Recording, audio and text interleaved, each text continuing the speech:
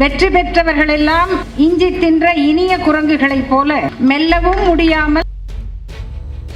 மோடி தோற்றார்ங்கிறது அல்ல தோல்வி, BJP தோற்றதுன்னா RSS தோற்றதுன்னு அர்த்தம்.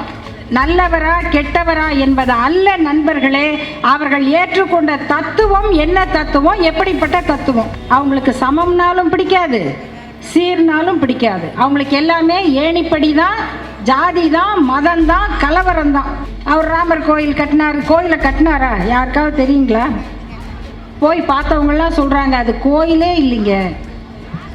எங்களுக்கு தெரியுங்க அது சமாதி தாங்க. ஐயோ முருகனை பற்றி பேசிட்டாங்கன்னு சொல்லி இன்னொருத்தர் முருகன் பேரில் வந்து வேலை தூக்கிட்டு தமிழ்நாட்டில் குறுக்க நெருக்க நடந்தார். அவர் தான் இன்றைக்கு நம்முடைய நாடாளுமன்ற உறுப்பினர் ராசா அவர்களிடம் 2 லட்சத்துக்கு மேலே வாக்கு வித்தியாசத்தில் தோற்ற முருகன் அவர்கள். ஒருத்தர் பூணூல் போட்டிருக்காரு, இன்னொருத்தர் வந்து வாழ் வச்சிருக்காரு, ஒருத்தர் வந்து எண்ணெய் கடை வச்சிருக்காரு, ஒருத்தர் விவசாயம் பண்றாரு. வேற்றுமை தெரிந்த நாற்பாலுள்ளும் கீழ்ப்பால் ஒருவன் கற்பின், கீழ்ப்பால் ஒருவன் கற்பின் மேற்பால் ஒருவனும் அவன் கண் படுமே. ஏன்னா ஒரு மன்னன் இப்படி சொல்லுவாரா படிக்கிறதுக்குன்னா, அவர் சாதாரண பாண்டியன் இல்லை, ஆரிய படை கடந்த பாண்டிய நெடுஞ்செழியன்.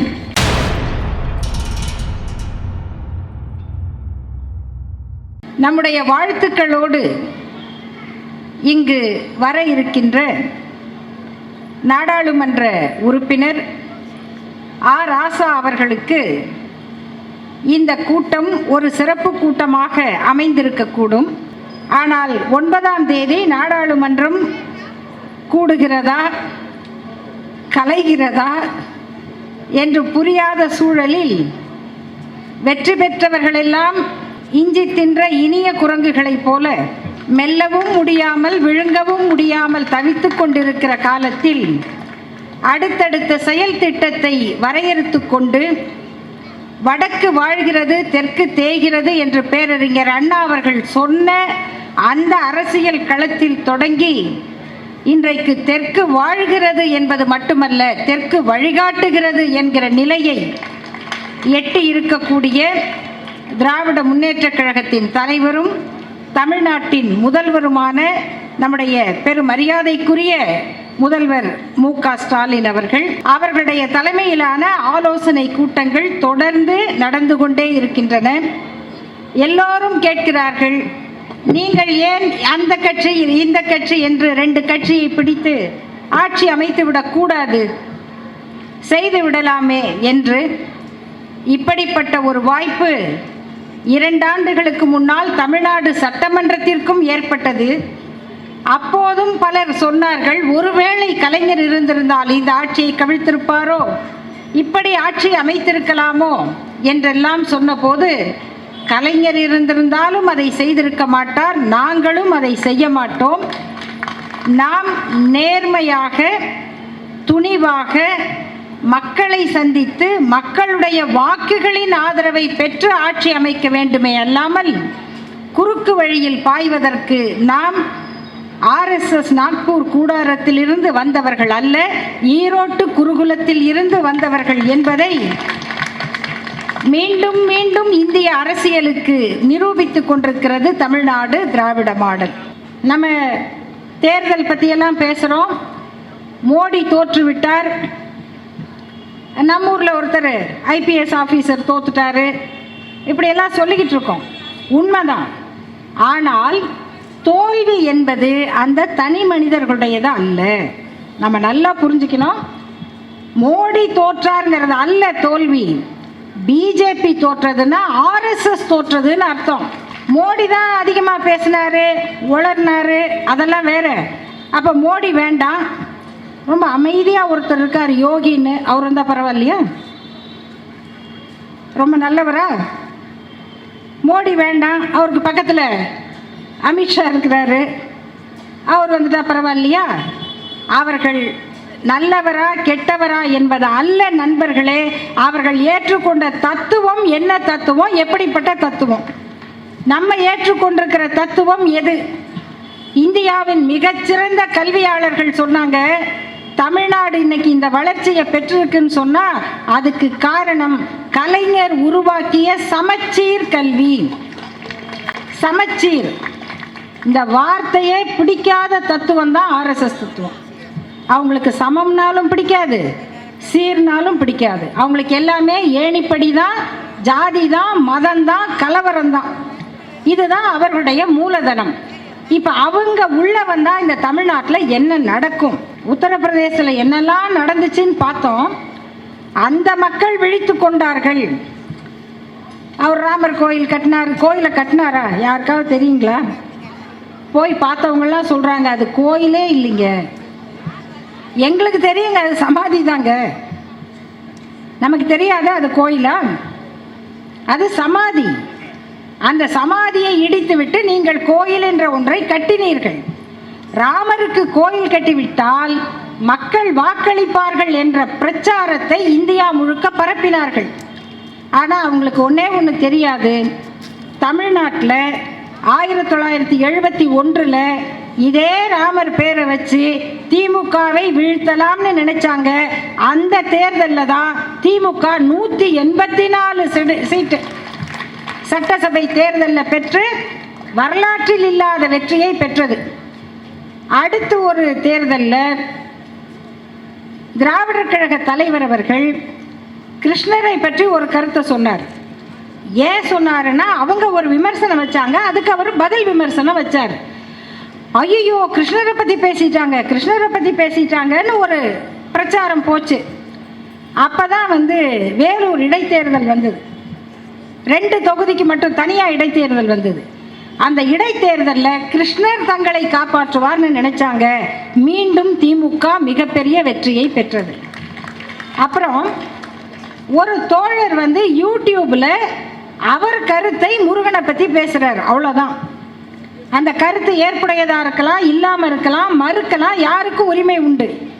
ஆனால் ஐயோ முருகனை பற்றி பேசிட்டாங்கன்னு சொல்லி இன்னொருத்தர் முருகன் பேரில் வேலை தூக்கிட்டு தமிழ்நாட்டில் குறுக்க நெருக்க நடந்தார். அவர் பேரும் முருகன் தான். அவர் தான் இன்றைக்கு நம்முடைய நாடாளுமன்ற உறுப்பினர் ராசா அவர்களிடம் 2 லட்சத்துக்கு மேலே வாக்கு வித்தியாசத்தில் தோற்ற முருகன் அவர்கள். அப்போ என்ன இதில் வேறுபாடு அவங்களுக்கு புரியாததுன்னா, இந்த காஞ்சிபுரத்தில் அத்திவரதர் 40 ஆண்டுக்கு அப்புறம் வெளியில் வந்தார். அவரை எத்தனை பேர் போய் பார்த்தாங்க? 2 கோடி பேர் போய் பார்த்தாங்களாம். 40 வருஷத்துக்கு அப்புறம் ஒருத்தர் வெளில வந்துட்டாருன்னா பார்ப்பாங்க தானே, போய் பார்த்தாங்க. அந்த அத்திவரதர் காட்சிக்கு பிறகும் அடுத்த தேர்தலில் திமுக தான் வெற்றி பெற்றது. அப்போ என்ன பொருள் இதுக்குன்னா, அப்போ தமிழ்நாட்டு மக்களுக்கு திடீர்னு பக்தி இல்லாமல் போச்சா? இல்லை, பக்தி இருக்கவங்க பக்தியோடு தான் இருக்காங்க, கோயிலுக்கு போறவங்க கோயிலோட தான் இருக்காங்க. ஆனால் அது கோயில், இது அரசாங்கம், அது வேற, இது வேற, நான்சென்ஸ், தள்ளி நில்லு அப்படின்னு சொல்ற அறிவு தமிழ்நாட்டு மக்களுக்கு உண்டு. இப்பதான் தமிழ்நாட்டை பார்த்து கொஞ்சம் கொஞ்சமாக வட மாநிலங்கள் இந்த அறிவை பெற ஆரம்பிக்கின்றன. பக்தி என்பது தனி சொத்து, பத்திரமா வச்சுக்கோங்க. யாரும் வேணான்னு சொல்ல, யாரும் திருடிட்டுலாம் போக முடியாது.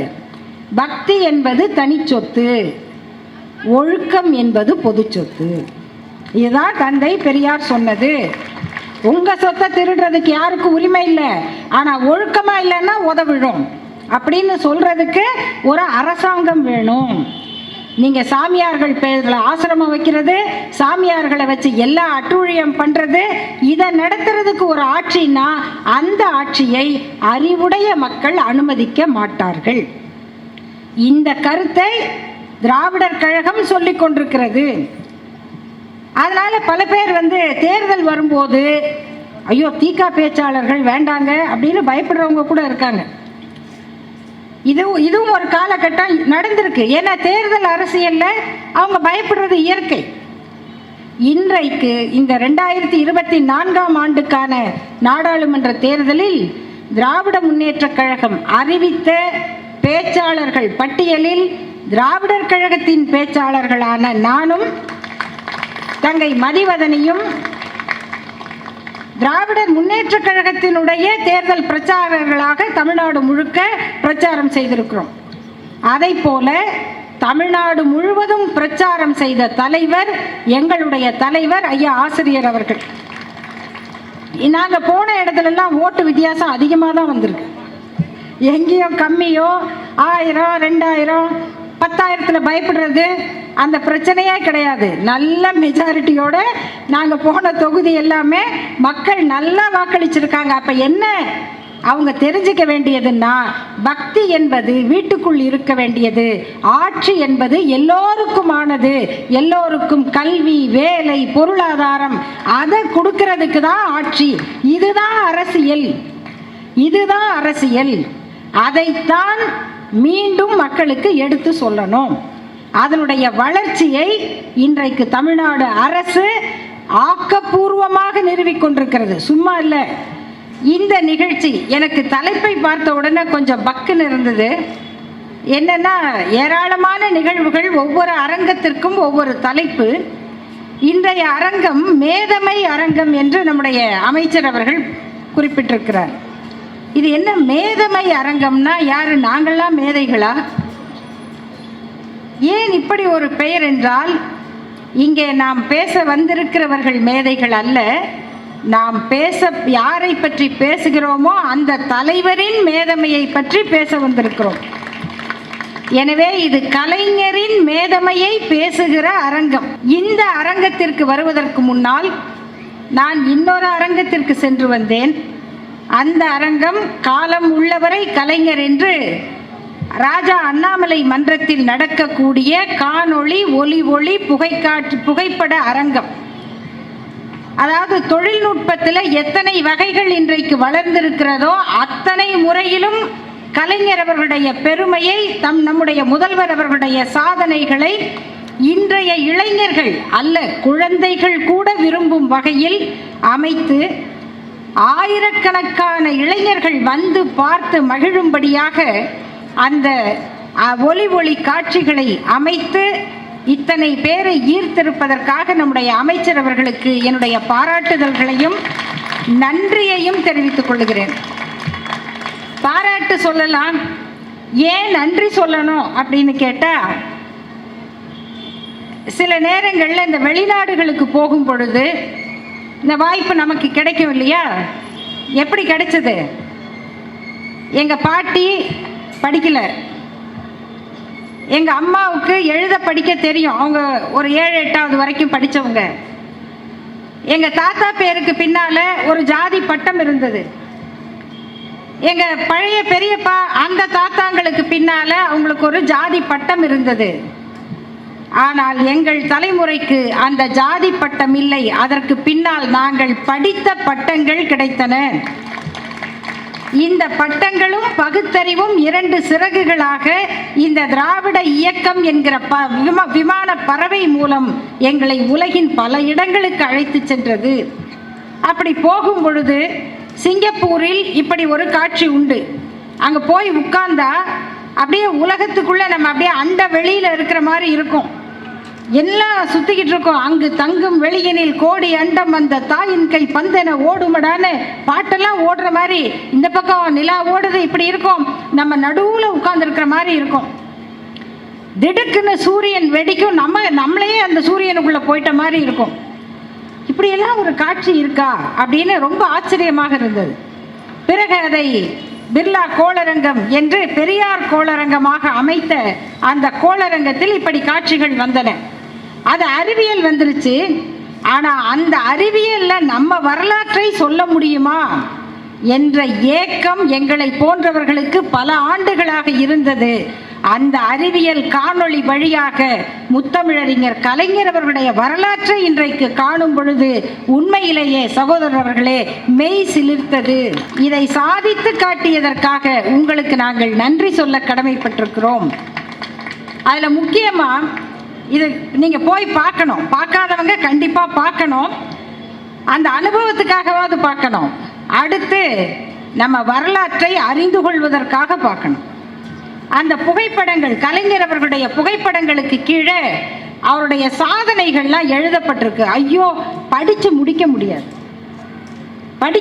முடியாது. நீங்கள் எழுதிக்கிட்ட ஒரு 3 நாள் வேணும் எழுதிக்கிட்டு வர்றதுக்கு.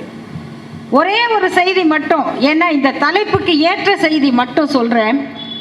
எல்லோருக்கும் எல்லாமாக ஆனவர் கலைஞர் அப்படிங்கிறது, அதில் கலைஞர் திறந்த பள்ளிக்கூடங்களை பற்றி ஒரு பட்டியல் இருந்து, அது எத்தனை 1000 பள்ளிகள் அதெல்லாம் இருக்குது. இந்த ஆயிரக்கணக்கான பள்ளின்னு நான் எப்படி ஞாபகம் வச்சுக்கிறது? கணக்கு போட்டுக்கிட்டே இருக்க முடியுமா? முடியாது. ஆனால் ரொம்ப சிம்பிளாக ஒரு பட்டியல். அது என்னன்னா, 1 கிலோமீட்டருக்கு ஒரு தொடக்கப்பள்ளி, 1 கிலோமீட்டருக்கு ஒரு தொடக்கப்பள்ளி, 3 கிலோமீட்டருக்கு ஒரு நடுநிலை பள்ளி, 5 கிலோமீட்டருக்கு ஒரு உயர்நிலை பள்ளி, 7 கிலோமீட்டருக்கு ஒரு மேல்நிலை பள்ளி. உருவாக்கியவர் யார்? கலைஞர். நீங்கள் 3000 ஆண்டுக்கு முன்னால் எழுதப்பட்ட ஒரு பாடல் இருக்கு, சங்க பாடல். அந்த பாட்டை மட்டும் சொல்கிறேன், நீங்கள் கொஞ்சம் யோசிச்சு பாருங்க. ஒருத்தர் சொல்கிறாரு, படிக்கணும்ப்பா. என்ன படிக்கணுமா? என்னங்க இப்போ தான் சொல்கிறோம்? 3000 வருஷத்துக்கு முன்னாடியே சொல்லியிருக்காங்களா? ஆமாம், சொல்லியிருக்காங்க. என்ன படிக்கணும்? எப்படி படிக்கணும்? இந்த பாட்டு உங்களுக்கு புரியும். எப்படியாவது படி, உற்றுழி உதவியும் உருபொருள் கொடுத்தும் பிற்றை நிலை முனியாது கற்றல் தகுமே. எதுக்கு? உற்றுழி உதவியும், என்ன வேலை செஞ்சாவது படி. உருபொருள் கொடுத்தும், ஏதாவது கையில் இருக்கிற சாமானை கொடுத்து, கம்பு கொண்டு போ, சோளம் கொண்டு போ, கத்திரிக்காயை கொண்டு போ, எதையாவது கொடுத்து படி. வாத்தியாருங்கள்லாம் அவ்வளோ நல்லவங்களாக இருந்திருக்காங்க. உற்றுழி உதவியும் உருபொருள் கொடுத்தும் பிற்றை நிலை முனியாது கற்றல் கடனே. எதுக்கு படிக்கணும்னா, அடுத்து சொல்கிறாங்க, பிறப்பால் ஓரன்ன ஒரு வயிற்றுள்ளும். ஒரே வயிற்றில் தான் பிறந்தாங்க. பிறப்பு ஓரன்ன ஓர் வயிற்றுள்ளும் சிறப்பின் பாலால் தாயும் மனம் திரியும். 4 பசங்க தான். அதில் நல்ல செல்வாக்கோடு இருக்க பையனுக்கு அம்மாவே கொஞ்சம் அனுசரணை காட்டுவாங்க. தாய் பாசம் அப்படியெல்லாம் இல்லைன்னு சொல்கிறோம், அப்படி இல்லை. அதில் சிறப்பானவன் மீது தாயினுடைய அன்பு அதிகமாக இருக்கும். சிறப்பின் பாலால் தாயும் மனம் திரியும். அந்த தாயுங்கிறது ரொம்ப முக்கியம். அடுத்தது, ஒரு குடி பிறந்த பல்லோர் உள்ளும். எல்லாம் ஒரே குடும்பம்தான். நம்மளாம் பங்காளி, ஊர் 8 நாட்டாம எல்லாம் சேர்ந்து ஒரு 50 பேர் இருக்காங்க. யாரை முன்னாடி கூப்பிடணும்னா, ஒரு குடி பிறந்த பல்லோர் உள்ளும் மூத்தவன் வருக என்னாது அறிவில் சிறந்தோனாறு அரசும் செல்லும். இவ்வளோ பேர் இருக்காங்க, இதில் இவர் தாங்க பெரியவர், தம்பி வாங்க அப்படின்னு கூப்பிடாம, ஒரு அரசாங்கமே யாரை தேடி போகும்னா, அதில் படித்தவன் யாரோ அவனை தேடி போகும். அறிவில் சிறந்தவனை தேடி போகும். இதுக்கு மேலே ஒன்று இருக்கு. வேற்றுமை தெரிந்த நாற்பால் உள்ளும். நாற்பால் யாரு? 4 வர்ணம். பார்த்தாலே தெரியுதான், நல்லா தானே தெரியும். ஒருத்தர் பூணூல் போட்டிருக்காரு, இன்னொருத்தர் வாழ் வச்சிருக்காரு, ஒருத்தர் எண்ணெய் கடை வச்சிருக்காரு, ஒருத்தர் விவசாயம் பண்ணுறாரு, அதுக்கு மேலே கூலி வேலை செய்கிறாங்க. பார்த்தாலே தெரியுது. வேற்றுமை தெரிந்த நாற்பால் உள்ளும் கீழ்ப்பால் ஒருவன் கற்பின். கீழ்ப்பால் ஒருவன் கற்பின் மேற்பால் ஒருவனும் அவன் கண் படுமே. கீழானவன் சொல்றீங்களே ஜாதியில, அந்த கீழான நிலையில் இருக்கிற ஒருவன் கல்வியினால் உயர்ந்தால் மேல் ஜாதின்னு சொல்ற ஒருத்தன் அவன்கிட்ட உட்கார்ந்து பாடம் கேட்பான். அதனால அசுரன் படத்துல தானே கேட்டோம், ஏப்பா சிதம்பரம், அதை வச்சா திருடிக்குவான், இதை வச்சா திருடிக்குவான், கல்வி இருந்தா அதான்ப்பா அவன் சொத்து அப்படின்னு வசனம் கேட்டோம்ல. அசுரன் படத்துல வசனம் கேட்டா நமக்கு புரியும். இதை 3000 ஆண்டுக்கு முன்னால இந்த தமிழ்நாட்டில் ஒருத்தர் சொல்லி இருக்காரு. அவர் சொன்னவர் யாரு? ஒரு வாத்தியாரா? இல்லை. புலவரா? இல்லை. இதை சொன்னவன் ஒரு மன்னன், அவன் பெயர் பாண்டிய நெடுஞ்செழியன். ஏன்னா ஒரு மன்னன் இப்படி சொல்லுவாரா படிக்கிறதுக்குன்னா? அவர் சாதாரண பாண்டியன் இல்லை, ஆரிய படை கடந்த பாண்டிய நெடுஞ்செழியன். அந்த 3000 ஆண்டுக்கு முன்னால் பாண்டிய நெடுஞ்செழியன் சொன்ன அந்த கல்வியை எப்பா 1 கிலோமீட்டருக்கு தொடக்கப்பள்ளி, 3 கிலோமீட்டருக்கு நடுநிலை பள்ளி, 5 கிலோமீட்டருக்கு உயர்நிலை பள்ளி, 7 கிலோமீட்டருக்கு மேல்நிலை பள்ளி, வாப்பா படிப்பா என்று 3000 ஆண்டுக்கு பிறகு சொல்ல வந்த ஆரிய படை கடந்த பாண்டிய நெடுஞ்செழியன் தான் கலைஞர் அவர்கள்.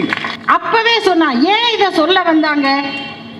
கேட்குறாங்க நம்ம ஆளுங்க, சில தம்பி ரொம்ப அறிவாளி, அவன் கேட்டால் நல்லதாக இருக்கும், கொஞ்சம் யோசிப்பா அப்படின்னு சொல்லணும்.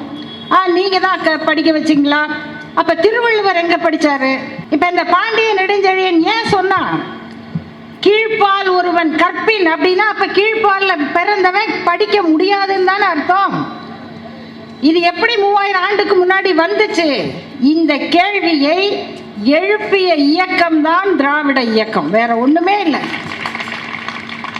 இதுக்கு முன்னால சில பேர் பேசியிருப்பாங்க, ஆனா அதுக்காக ஒரு இயக்கத்தை உண்டாக்கி படி படி படின்னு சொன்ன இந்த திராவிட இயக்கத்தின் கொள்கையை, உயிர் நாடியை 50 ஆண்டு காலம் இந்த தமிழ்நாட்டினுடைய அரசில் சாதித்தவர் கலைஞர். சில பேர் நினைப்பாங்க 50 ஆண்டுகள் அவர் முதல்வராக இருந்தாரா? இல்லையே, 19 ஆண்டு தானே முதல்வராக இருந்தார். அவர் முதல்வராக இருந்தாலும் அவர் சொல்றது தான் நடக்கும், அவர் எதிர்கட்சி தலைவராக இருந்தாலும் அவர் சொல்றது தான் நடக்கும். எம்ஜிஆர் அவர்கள்ட்ட இந்த மாதிரி ஒரு சட்டம் போடலாங்க அப்படின்னு சொன்னால் அவரோடு பழகியவர்கள் சொல்கிற முதல் செய்தி என்னன்னா, அவர் என்ன ஏப்பா நாளைக்கு சட்டசபைக்கு கலைஞர் வந்துடுவார், நீங்கள் இப்படி சட்டம் போட்டு என்னை அவர்கிட்ட மாட்டி விட பார்க்குறீங்க. ஆகையினால அவர் கலைஞராக எம்ஜிஆராக இருந்தாலும் ஜெயலலிதாவாக இருந்தாலும் ஒரு சட்டத்தை போடுறோன்னா நாளை கலைஞருடைய அறிக்கை என்னவாக இருக்கும் அதை நினைச்சு தான் பயப்படணும். எதை நினைச்சு? அதாவது கட்சிகள் இன்னைக்கெல்லாம் கட்சி பிரியுது, சேருது, சேருமோ சேராதோ, ஒட்டுமோ ஒட்டாதோ, அவர் வருவாரோ வர மாட்டாரோ அந்த மோட்டார் வண்டியிலன்னு கட்சி நடத்திக்கிட்டு இருக்காங்க. அப்படிதானே பார்க்குறோம். தமிழ்நாட்டினுடைய மிக பெரும் சொத்தான திராவிட முன்னேற்ற கழகம் 2ஆக உடைந்தது. அண்ணா திராவிட முன்னேற்ற கழகம்னு எம்ஜிஆர் அவர்கள் ஆரம்பிச்சுட்டாரு, கொடியை வச்சுட்டாரு, ரொம்ப வேகமா நடக்குது. அப்போ இந்த 2 இயக்கமும் இப்படி இருக்கக்கூடாது, ஒன்னா சேரணும் அப்படின்னு பல பேர் முயற்சி பண்ணாங்க. தமிழ்நாட்டில் மட்டும் இல்லை, இன்னைக்கு ஒடிசால பாவம் தோத்துட்டாரு நவீன் பட்நாயக், அவருடைய தந்தை பிஜு பட்நாயக், அவர் ஒரு மூத்த தலைவர், திராவிட இயக்கத்தின் மீது அன்பும் அக்கறையும் கொண்ட தலைவர். அவர் 2 கட்சியும் சேரணும், அதுதான் நாட்டுக்கு நல்லதுன்னு சொன்னார். அதுக்காக கலைஞர் அவர்களிடம் பேச வருகிறார். நான் பேசுகிறேங்க, நான் சொன்ன எம்ஜிஆரும் கேட்பாரு அப்படின்னு அவர் சொல்கிறார். ஏன்னா அவர் மீது தமிழ்நாட்டு தலைவர்களுக்கு மிகுந்த மரியாதை உண்டு.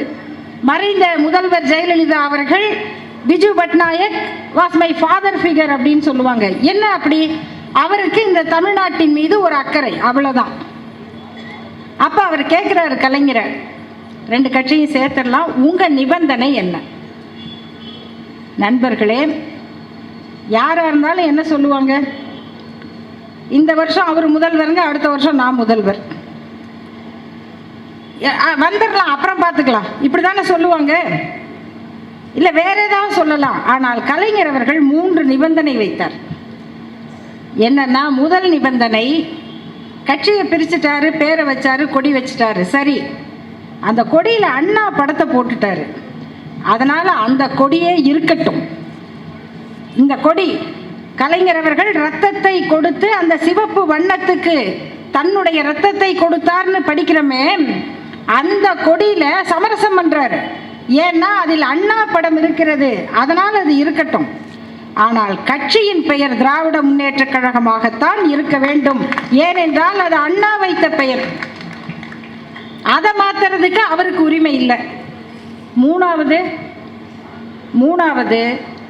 9,000 ரூபாய் ஆண்டு வருமானம் உள்ளவர்களுக்கு இடஒதுக்கீடு இல்லை என்று எம்ஜிஆர் அவர்கள் ஒரு அரசாணை போட்டுவிட்டார். அந்த மாதிரியான முயற்சி செய்யக்கூடாது, இதையெல்லாம் அவர் பின்வாங்கணும் அப்படின்னு சொல்றார். என்ன ஒரு கட்சியை இணைக்கிறதுக்கு இப்படி ஒரு நிபந்தனையா? 9,000 ரூபாய் வருமான வரம்புக்கு யார் யாரெல்லாம் அன்னைக்கு படிக்காம போயிருப்பாங்களோ அவங்களையெல்லாம் கலைஞர் படிக்க வச்சாரு. அவங்க பையன் தான் இன்னைக்கு வாட்ஸ்அப்பில் அனுப்புகிறான் கட்டுமரம்னு. யாரு? கலைஞர் இல்லாட்டி இவன் கட்டுமரம் ஓட்டியிருப்பான், அல்லது வேற கட்டட வேலைக்கு போயிருப்ப. நீ என்ஜினியர் ஆகிறதுக்கு காரணம் அந்த 9,000 ரூபாய் வருமான வரம்பை ஒழித்து உன்னுடைய தந்தை பேக்வர்ட் கிளாஸா வச்சது. அதுல இருந்து படிக்க வந்த நீ இந்த வரலாறு தெரியாம பேசுற தம்பி அப்படின்னு நம்ம சொல்லலாம். சரி, அது இருக்கட்டும். ஒரு இயக்கத்தை இணைப்பதற்கு இப்படி ஒரு நிபந்தனை ஒருவர் வைக்கிறார் ஒரு தலைவர் என்று சொன்னால் அவருடைய நோக்கம் என்ன நினைச்சு பார்க்கணும்ல. ஒவ்வொரு செயலும் நண்பர்களே உடன்பிறப்பே அப்படின்ன உடனே அந்த கூட்டத்தில் ஒரு அலை எழும்பாருங்க. அது என்னென்னமோ சொல்லிக்கிட்டு இருப்பாரு, எல்லாரையும் அவர்களே இவர்களே எல்லாம் சொல்லிக்கிட்டு இருப்பாரு. ஆனால் கூட்டத்துக்கு அந்த பேரெல்லாம் தெரியாது, அந்த ஒற்றை சொல்லுக்காக காத்துக்கிட்டு இருக்கும். அப்போ உடன்பிறப்பே, இந்த உடன்பிறப்பேங்கிறத எப்போ தொடங்கினாரு? கடிதத்தில் தொடங்கினார். அப்புறம் தான் கூட்டத்தில் பேச ஆரம்பித்தார். கடிதத்தை எழுதும் போது முரசொலியில் தினமும் எழுதினார். எப்போ இருந்து தெரியுங்களா? 1955 இருந்து எழுதிக்கிட்டு இருந்தார். ஆனால் இந்த முரசொலி முதல்ல வரும்போது 4 பக்க பேப்பர் இல்லை, துண்டறிக்கை நோட்டீஸாக வந்துச்சு. 1940களில் நோட்டீஸாக வந்த முரசொலி. அது அப்புறம் நாளிதழாகி அவர் கடிதம் எழுதும்போது முதல்ல என்ன தொடங்கினாருன்னா நண்பனே அப்படின்னு தான் எழுதினார், நண்பனேன்னு. அப்புறமா ஏன் அதை உடன்பிறப்பேன்னு மாற்றினீங்க அப்படின்னு ஒரு பேட்டியில் பத்திரிகையாளர் மனா என்பவர் கேட்கிறார். ஏன் நீங்கள் நண்பனேன்னு ஆரம்பித்து எப்படி உடன்பிறப்பேன்னு மாறுச்சுன்னா, நண்பனே என்பது ஆண்களை மட்டும் குறிக்கும், உடன்பிறப்பே என்பது பெண்களையும் குறிக்கும். இது எப்பங்க? 1960. இன்னைக்கு நாம் பெண்ணிய சிந்தனைகள் வந்ததுக்கப்புறம் பேசுகிறோம், சிந்திக்கிறோம். ஏன் ஆம்பளை அப்படி சொல்கிறாங்க, பெண்ணை ஏன் இப்படி சொல்கிறாங்க? சேர்மேன் அப்படிங்கிறோம். சேர்மேன்னா அப்போ நான் உட்காந்துருந்தா என்ன அர்த்தம்? நான் சேர் உமனா? அது சொல்கிறதே ஆணை வச்சு தான் அந்த பதவி. ஏன்னா அப்போ பெண்களுக்கு நாற்காலியே கிடையாதுமா. ஞாபகம் இருக்கா உங்களுக்கு? கல்யாண வீட்டில் போனால் 10 சேர் இருக்கும், 10 சேர்லேயும் 10 ஆம்பளைங்க உட்காந்துருப்பாங்க. பெண்கள் ஐயோ பட்டுப்புடவை ரொம்ப நல்ல புடவையாச்சு, எங்கே உட்கார்றதுன்னு தென்னா அழகாக ஒரு ஜம்காலத்தை விரித்து காமிப்பாங்க, இப்படி உட்காருமா இப்படி உட்காருமான்னு. இதுதான் நடக்கும். அப்போ அந்த சேரே பெண்ணுக்கு கிடையாதுன்னா சேரில் எங்கே உமன் உட்கார்றது? சேர் மேன் தான் எப்பயுமே. பெண்ணிய சிந்தனை வந்த பிறகு அது சேர் பர்சன் அப்படின்னு ஆச்சு. இப்போ யாருன்னா அங்கே உட்கார்றவர் ஆள், நபர், சேர் பர்சன். இது எப்போ வருது? 1990 2000 வருது. ஆனால் 1965 இருந்து கலைஞர் அவர்கள் நான் பெண்களுக்கும் சேர்த்த சொல்லாக உடன்பிறப்பேன்னு மாற்றினேன்னா அவருடைய உயிர் சொல் அடையாளம். அந்த அடையாளம் ஆண்களுக்கு மட்டும் உரியதல்ல, பெண்களுக்கும் உரியது அப்படின்னு சொன்னார். மாற்றுத்திறனாளிகள் பற்றி மதிவதனி சொன்னாங்க, ரொம்ப நல்ல கருத்து. அது எப்படின்னா, நீங்கள் இங்கிலீஷில் சொன்னால் என்ன சொல்கிறாங்க? ஃபிசிக்கலி சேலஞ்ச், விஷுவலி சேலஞ்ச் அப்படி தான் சொல்கிறோம். அதுதான் நாகரிகமான சொல். அப்படின்னா அவருக்கு சவால், பார்வை சவால், உடல் சவால், இதான் அவருக்கு பொருள், சவாலானவங்க. ஆனால் கலைஞர் எப்படி அந்த பேரை குறிப்பிட்டார்னா, பொதுவாக ஒரு திறன் குறைவானவர்களுக்கு இன்னொரு திறன் கூடுதலாக இருக்கும். அவங்களுக்கு பேச்சு வரலன்னாலும் காது கேட்கலன்னாலும் உதட்ட அசைவை பார்த்து கண்டுபிடிச்சிருவாங்க. கண்ணு தெரியாது, ஆனால் காது 10 கண்ணோட வேலையை செய்யும். ஒவ்வொரு காலடி ஓசையவும் அதை அளக்கும். அதனால ஒரு திறன் குறைபவருக்கு இன்னொரு திறன் அதிகரிக்கும். அதனால் அவர்கள் மாற்றுத்திறனாளிகள். கண் செய்கிற வேலையை காது செய்து, கால் செய்ய வேண்டிய வேலையை இடுப்பு செய்து. அதனால இந்த பேர். இப்படியெல்லாம் யாராவது யோசிப்பாங்களா? யோசிக்கிறதுக்கு எந்த அளவுக்கு மனித நேயம் இருக்கணும். அப்புறம் இன்னொன்று, ராமானுஜர், அதாவது ஒவ்வொருத்தருக்கு சில பேரை பிடிக்கும். புராண கதைகள்லேயே இருக்குது. நம்முடைய அமைச்சர் அவர்கள் அந்த அறநிலையத்துறைக்கே அமைச்சராக இருந்து போராடிக்கிட்டு இருக்காரு. இவர் போராடுறாரா அவங்க போராடுறாங்களேன்னு தெரியாது. ஏன்னா கிட்டத்தட்ட 7000 ஏக்கர் நிலங்களை மீட்டிருக்கிறார். யார்கிட்ட இருந்து? நாத்திகர்கள்ட்ட இருந்தா இல்லை, பக்தியை வைத்து பிழைப்பு நடத்தி கொண்டிருந்தவர்களிடமிருந்து. அவ்வளோதான். அவங்களுக்கு அது தாங்கலை. ஆனால் நமக்கு இந்த கதையெல்லாம் தெரியும். அவங்க தெரியாதுன்னு நினச்சிக்கிட்டு பேசுவாங்க. ஆனால் நம்முடைய தலைவர்களுக்கு இதெல்லாம் நல்லா தெரியும். பேரறிஞர் அண்ணா அவர்கள் தனக்கு ஒரு புனைப்பெயர் சூட்டி கொண்டார்.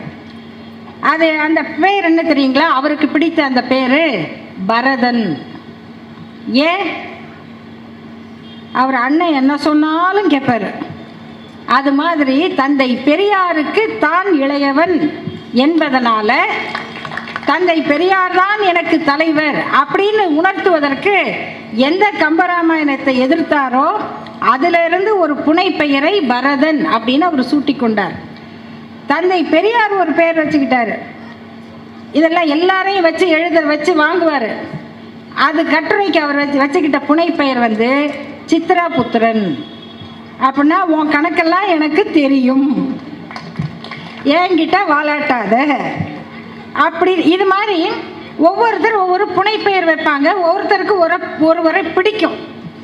கலைஞர் அவர்களுக்கு அந்த ஆன்மீக துறையில் ஒருவரை பிடிச்சது அவர் ராமானுஜர். ஏன்? பக்தியில் புரட்சி செய்த மகான் அப்படின்னு அந்த தொடருக்கு அவர் தலைப்பு வச்சார். அதை பற்றி கல்கி பத்திரிகை அவர்கிட்ட ஒரு பேட்டி கேட்குது. கல்கி பத்திரிகையினுடைய ஆசிரியர் திருமதி சீதா ரவி அவர்களும் ஒரு மூத்த பத்திரிகையாளர் பிரியன் அப்படின்னு அவர் பேர். அவங்க 2 பேரும் போய் பேட்டி கேட்குறாங்க. அப்படி பேட்டி கேட்கும்போது, நீங்கள் ராமானுஜர் தொடர் எழுதுறீங்களே, இது அரசியலுக்காக பண்ணுறதா? அதற்கு கலைஞர் சொல்லுகிறார், இந்த மாதிரி கதைகளும் இப்படிப்பட்ட புரட்சியாளர்களையும் எனக்கு பிடிக்கும் என்பது எல்லோருக்கும் தெரியும். இதை நான் அரசியலுக்காக செய்கிறேன் என்று சொல்லுவது கல்கியின் குறும்பு. யார்கிட்ட? அந்த பத்திரிகை ஆசிரியர்கிட்டயே. அவங்களும் சிரிச்சுக்கிறாங்க. சரிங்க, எதுக்கு இப்போ அவரை பற்றி எழுதுறீங்க? உங்களுக்கு அவர்கிட்ட என்ன பிடிச்சது? நண்பர்களே, நீங்கள் எல்லாரும் ராமானுஜர்னா அவர் சமத்துவத்துக்காக பக்தியிலேயே புரட்சி பண்ணவர் அப்படி தானே கேள்விப்பட்டிருக்கோம். அவர் என்ன புரட்சி பண்ணார் தெரியாதுல்ல நமக்கு. கலைஞர் சொல்லுகிறார், ராமானுஜர் உயர் குலம் என்று சொல்லுகிற பார்ப்பன குடியில் பிறந்தவர். ஐயங்கார் அவர் என்ன செய்கிறாருன்னா எல்லாத்தையும் கற்றுக்கிறாரு. வைணவ விதிகளை எல்லாம் கற்றுக்கிறாரு, சாஸ்திரங்களை எல்லாம் கற்றுக்கிறாரு. அப்படி கற்றுக்கும் போது யார்கிட்ட போய் கற்றுக்கிறாருன்னா தாழ்த்தப்பட்டவர் என்று சொல்லப்பட்டவரிடம் போய் கற்றுக்கிறார். அடுத்து உங்களுக்கு வைணவ சாஸ்திரங்கள் சம்பிரதாயங்கள் முழுமையாக தெரியணும்னா நீங்கள் அவர்கிட்ட போய் கற்றுக்கங்கன்னு ஒருத்தரை சொல்கிறாங்க. அவர் பேர் திருக்கோட்டியூர் நம்பி. திருக்கோட்டியூர் நம்பி. அந்த திருக்கோட்டியூர் நம்பிக்கு தான் அது மொத்தமாக தெரியும். அப்போ இவர் போய் அவர்கிட்ட கேட்குறாரு, ஐயா எனக்கு கற்றுக் கொடுங்க. அவர் சொல்கிறார், நான் கற்றுக் கொடுக்குறேன், ஒரே ஒரு நிபந்தனை, சத்தியம் பண்ண, இதை நீ வேற யாருக்கும் சொல்லக்கூடாது, இது ரகசியம், பகவத் ரகசியம், அதனால் நீ சொல்லக்கூடாது. இவரும் சத்தியம் பண்ணி கொடுத்துட்டு கற்றுக்கிறாரு. கற்றுக்கிட்டு அந்த மந்திரங்கள் அந்த சாஸ்திரங்களுடைய பயன் என்ன அப்படின்னா, இதை பின்பற்றினால் நீ சொர்க்கத்துக்கு போவாய், ஆனால் இதை வேற யாருக்காவது சொல்லி கொடுத்தேன்னா நரகத்துக்கு போவாய். அந்த காலத்து குருக்கள்லாம் இப்படி தான் சாபம் கொடுப்பாங்க, ரொம்ப நல்லவங்க தான். அவர் சரிங்கன்னு கற்றுட்டு வந்துட்டு வெளியில் வர்றாருங்க. வந்து எல்லா மக்களையும் கூப்பிடுறாரு. எங்க ஒதுக்கப்பட்டவங்க ஓரங்கட்டப்பட்டவங்க எல்லாம் சொல்கிறாங்களே, எல்லா மக்களையும் கூப்பிட்டு வாங்க வாங்க வாங்க எல்லாம் வாங்க அப்படின்னு எல்லாரையும் கூடி நிற்க சொல்லி ஒரு கோபுரத்தின் மீது ஏறி நின்று தான் கற்றுக்கொண்ட சாஸ்திரங்களை எல்லாம் எல்லாருக்கும் சொல்கிறார். ஐயோ எல்லாம் சொல்கிறாங்க, எப்பா நீ பண்ணது குரு பாவம், குருவுக்கு பண்ண சத்தியத்தை நீ மீறிட்ட, நீ நரகத்துக்கு போயிடுவ, ஏன் நீ இதை பண்ண அப்படின்னு கேட்குறாங்க. அதுக்கு ராமானுஜர் சொல்கிறாரு, நான் ஒருவன் நரகத்துக்கு போனால் பரவாயில்லை, இத்தனை கோடி மக்களும் சொர்க்கத்துக்கு போகணும். இந்த ரகசியத்தை நான் வச்சுக்கிட்டு என்ன பண்ண போகிறேன்? நான் சொர்க்கத்துக்கு போய் என்ன பண்ண போகிறேன்? இவ்வளவு மக்களுக்கு பயன்படாத இந்த சாஸ்திரம் எனக்கு எதுக்கு? நான் சொர்க்கத்துக்கு போகிறதுக்கா என்று கேட்டதால் ராமானுஜரை எனக்கு பிடிக்கும். அதுக்கப்புறம் நிறைய பேர் ராமானுஜரை பற்றி பேசுகிறதே மறந்துட்டாங்கன்னு நினைக்கிறேன். என்னவோ இப்படியெல்லாம் வேற சொல்லியிருக்காரா அப்படின்னு ராமானுஜரை பற்றி இப்படிய கருத்தை சொன்னவர் கலைஞர் அவர்கள். இப்போ இந்த கருத்துலேருந்து நீங்கள் ஒவ்வொன்றா எடுத்துட்டு வாங்க. கலைஞருடைய வாழ்க்கை ஒரு நூற்றாண்டுக்கு நடந்திருக்குன்னா இந்த நூற்றாண்டில் நாம் எப்படியெல்லாம் முன்னேறி இருக்கிறோம், இந்த முன்னேற்றத்திற்கு அவர் என்ன பங்களித்தார், இந்த அடிப்படை எதனால் நடந்தது? இங்கே தான் நீங்கள் முக்கியமாக ஒரே ஒரு கருத்தை கவனிக்கணும். அவர் 1000 ஆற்றல் உடையவர், தனி மனிதராக அல்ல. அவர் ஏற்றுக்கொண்ட தத்துவம் இந்த மனிதநேயத்துக்கான தத்துவம், அது திராவிட தத்துவம், தந்தை பெரியாரின் தத்துவம். அப்போ ஒருத்தர் தனி மனிதராக சிறப்போடு இருக்கிறது மட்டும் பத்தாதுங்க. கலைஞர் அவர்களுடைய கல்வி சாதனையை சொன்னனே, அதனுடைய வளர்ச்சி இன்னைக்கு எங்கே வந்திருக்கு? அரசு பள்ளி குழந்தைங்களுக்கு 7.5% இடஒதுக்கீடு, அது மட்டும் இல்லை, படிக்க வந்தவங்களுக்கு 1000 ரூபாய், அதெல்லாம் சரி. ஒவ்வொரு கட்டமாக அண்மையில் தமிழ்நாடு அரசினுடைய அறிவிப்பு என்னன்னா, நாட்டுப்புற கலைஞர்களின் குழந்தைகளுக்கு கல்வி உதவி திட்டம். நீங்கள் என்ன வாசிக்கிறீங்க தெரியாது, என்ன டான்ஸ் ஆடுறீங்க தெரியாது, அவங்க அந்த வாழ்க்கை நசிஞ்சு தான் போகுது. அந்த டான்ஸ் ஆடி அந்த பாட்டு பாடி நம்ம சொல்லலாம் கலைகள் அழியக்கூடாது. அழியக்கூடாதுன்னா நீ கற்றுக்க, அழியக்கூடாதுன்னா உங்கள் பசங்களுக்கு கற்றுக் கொடுங்க. அவங்க ஒவ்வொரு கச்சேரிக்கும் அவங்க படுற கஷ்டம், அவங்க வேதனை, மழை வந்துருச்சு நிகழ்ச்சி இல்லை, அவங்க வீட்டில் யார் அன்னைக்கு சாப்பாடு போடுவாங்க? யோசிச்சு பாருங்க. நாதஸ்வரம்னு ஒரு கலை இந்தியாவில் எங்கேயும் கிடையாது. இப்படி ஒரு கருவி யாராவது வாசிச்சிட முடியுமா? தவில்னு ஒரு வாத்தியம் எவ்வளவு பெருசு. அந்த கலைஞர்கள் முந்தி எப்படி இருந்தாங்க? தெருவில் பல்லாக்கு போகும், பல்லாக்கில் சாமி மட்டும் போகாது, 10 ஆசாமி எல்லாம் ஒல்லியாக இருப்பாங்க, பல்லாக்கில் உட்கார்ந்துருப்பாங்க. அதுக்கு முன்னால் இந்த நாதஸ்வரம் வாசிக்கிற வித்வான் நாதஸ்வரத்தை தூக்கிக்கிட்டு வாசிச்சுக்கிட்டே நடப்பார். தவில் வித்வான் தவில தோளில் மாட்டிக்கிட்டு அடிச்சுக்கிட்டு நடப்பார். இந்த பூசாரி இல்லை, மன்னிக்கணும், அவங்களாம் யார்? குருமார்கள். அவங்களாம் வந்து அர்ச்சகர்கள். அவங்களாம் பல்லக்கில் உட்கார்ந்துக்கிட்டு வருவாங்க. அந்த நிலைமையை மாற்றி அவர்களுக்கு ஒரு நலச்சங்கம் அமைத்து அவங்க வாழ்க்கையை காப்பாற்றியது மட்டுமல்ல நண்பர்களே, இன்னைக்கு அவங்க குழந்தைங்க நீ வேணும்னா படி, அந்த இசையை படி, கலையை படி, ஆனால் அதுக்கு மேலே பாடம் படி, மேலே முன்னேறதுக்கு படி, உனக்கு இந்த அரசு உதவி செய்யும். இதுக்கு மாற்றா ஆரிய மாடல் என்ன பண்ணுது? நீங்கள் வந்து ஒரு ஆசாரி, நகை ஆசாரியா இல்லை மர ஆசாரியா, நீங்கள் ஒரு மீனவரா, நீங்கள் ஒரு மண்பாண்டம் செய்கிற குயவரா, உங்கள் பசங்கள்லாம் படிக்க வந்தா முதல் தலைமுறை பட்டதாரிக்கு 5 மார்க் போட சொன்னவர் கலைஞர். பிஜேபியும் ஆர்எஸ்எஸும் என்ன சொல்லி கொடுத்துருக்கு தெரியுமா? நீங்கள் இந்த குலத்தொழில் செய்கிறவங்களா இருந்தால் உங்கள் பையனோ பொண்ணோ 18 வயசில் உங்கள் ஜாதி தொழிலை செய்ய வந்தா 1 லட்சம் ரூபாய் நாங்கள் கடன் கொடுக்குறோம். 1 லட்சம் ரூபாய் உதவி கூட கிடையாதுங்க, கடன். 18 வயசுல காலேஜுக்கு வர்றதா, 18 வயசுல ஜாதி தொழிலை செய்யறதா? 18 வயசுல ஜாதி தொழிலை செய் அப்படிங்கிறது தான் பிஜேபி, அதன் பின்னால் இருக்கிற ஆர்எஸ்எஸ் தத்துவம். 18 வயசுல நீ படிக்க உன் பிள்ளைய அனுப்பு, 1000 ரூபாய் உனக்கு நான் கொடுக்கிறேன், நான் இந்த குழந்தையின் தந்தை, உங்கள் தந்தையை போல் நான் இருப்பேன் என்று ஒரு நாட்டினுடைய முதல்வர் சொல்றாரு. இதுதான் திராவிட மாடல்.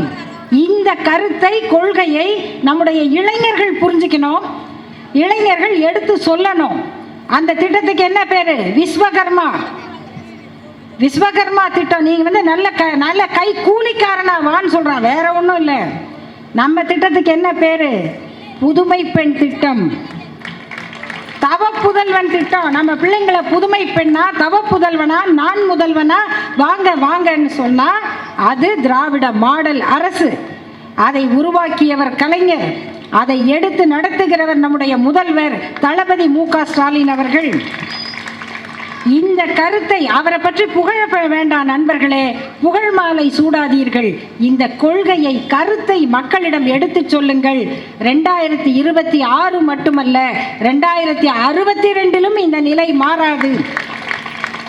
அதை சொல்லுகிற அரசியல் தெளிவை நம் இளைஞர்கள் பெற வேண்டும். மக்களிடம் இந்த கொள்கையை பரப்ப வேண்டும்.